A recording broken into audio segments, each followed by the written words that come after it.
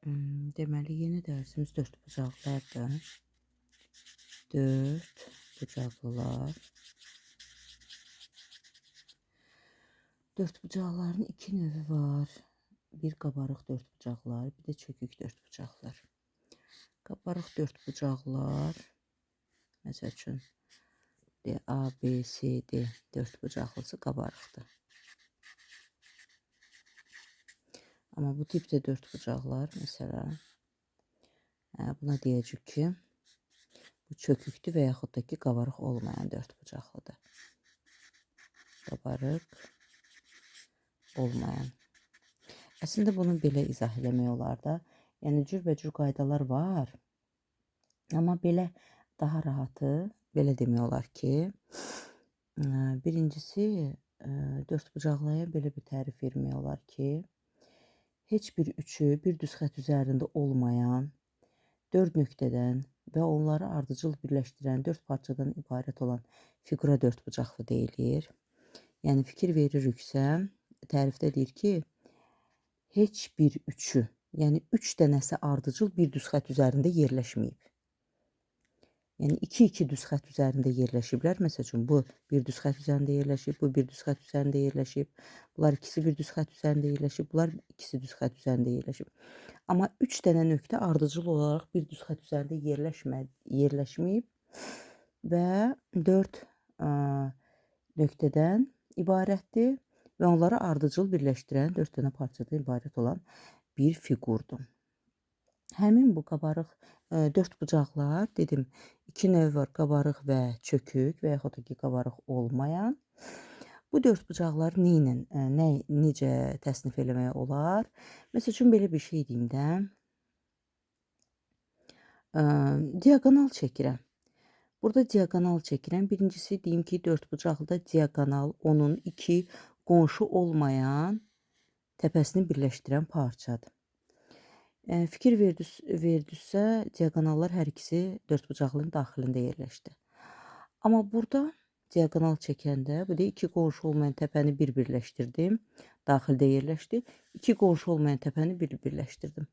Artıq burada diagonal dörd bucaqlının daxilində deyil. O səbəbdən ona qabarıq deməyəcək. Və yaxud da ki, bunu belə də təsnif eləmək olar ki, məsəl üçün, qabarıq dörd bucaqlıda tutaq ki, tərəflərin uzantısını çəkirəm. Hər bir tərəfin uzantısını çəkirəm qəşəngcə. Hər bir uzantı harda yerləşir? Dörd bucaqlıdan xaricdə yerləşir. Amma qabarıq olmayan dörd bucaqlıda, məsəl üçün, bu tərəflərin uzantısı heç bir problem yaratmır. Amma bu tərəfin də uzantısı heç bir problem yaratmır. Bunu uzatdım, onu uzatdım. Amma bu tərəfin uzantısı artıq fiquru iki hissəyə böldü. Bu uzantıya nəzərən fiqur hərəsi bir tərəfdədir. Amma burada belə bir şey baş verməmişdi qabarıqda. Yəni o cürdə təsnif eləmək olar. Sonra nəlik bilməliyik? Bilməliyik ki, əsasən biz qabarıq dörd bucaqlıdan danışacağıq. Qabarıq dörd bucaqlının, sözsüz ki, bunun 4 dənə bucağı var. Elə çıxır ki, bunun 4 dənə daxili və 4 dənə xarici bucağı var. Xarici bucağı bu şəkildə işarə eləyək belə. Bu olsun beta 1, bu olsun beta 2, beta 3 və beta 4. Bu şəkildə işarə eləyək, yadımızda saxlayaq ki, dörd bucaqlının daxili bucaqlarının cəmi alfa 1 üstəgəl alfa 2 üstəgəl alfa 3 üstəgəl alfa 4, yəni daxili bucaqların cəmi 360 dərəcəyə bərabərdir. Alınmasını demədən elə deyə bilərik ki, elə dörd bucaqlının xarici bucaqlarının cəmi də 360 dərəcəyə bərabərdir. Yəni bunu rahatca deyə bilərik. Alınmasına ehtiyac yoxdur. Sonra dörd bucaqlının vacib bir xüsusiyyətləri var və yaxud da ki, belə deyək də, dörd bucaqlının artıq növlərinə baxaq.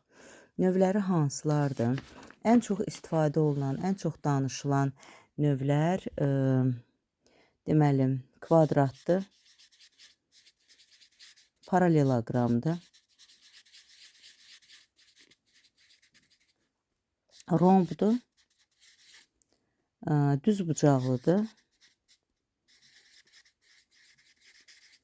Bir də trapesiyadır. Bu 4 bucaqlardan biz danışacağıq, biz məlumat verəcəyik. Deməli, birinci növbədə adətən paraleloqramdan başlayırlar. Ona görə mən də paraleloqramdan danışacağım. Birinci, paraleloqram. Paraleloqram qarşı tərəfləri bərabər və paralel olan 4 bucaqlıdır.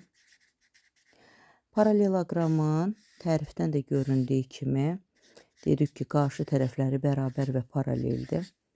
Onda deyə bilərik ki, burada AB bərabərdir CD, sonra BC bərabərdir AD və həmçinin qarşı tərəflər ilə paraleldir də AB paraleldir CD və AD paraleldir BC.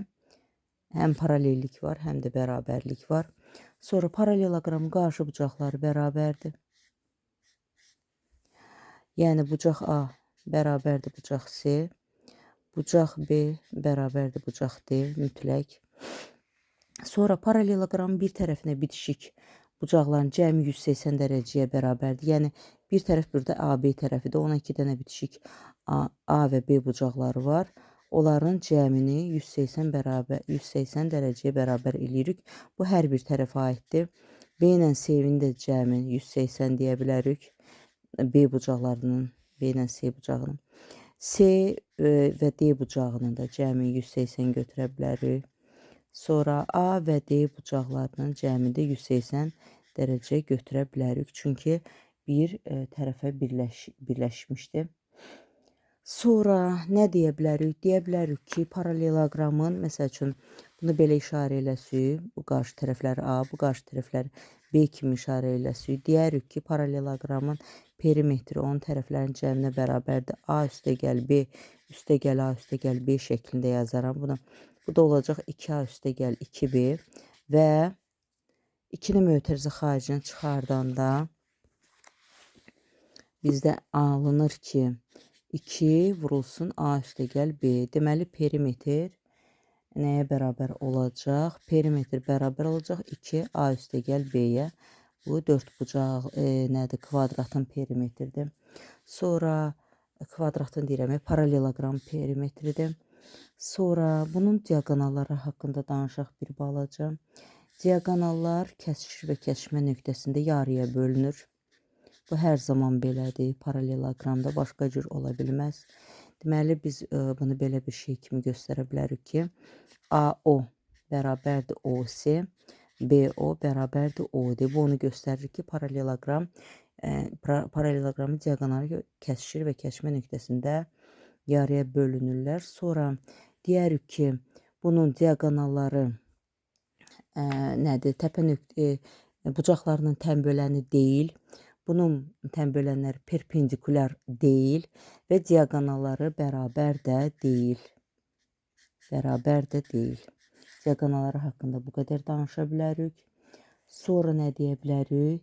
Deyə bilərik ki, diaqonalı və tərəflər arasında belə bir şey var, yəni əlaqə var. Əgər bunları A-la, bunları B ilə işarə eləsəm, diaqonallar da D1 və D2 kimi götürsəm, onda yazaram ki, D1 kvadratı üstəgəl D2 kvadratı bərabərdir 2A kvadratı üstəgəl B kvadratıdır.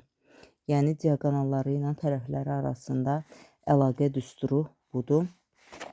Sonra nə demək olar?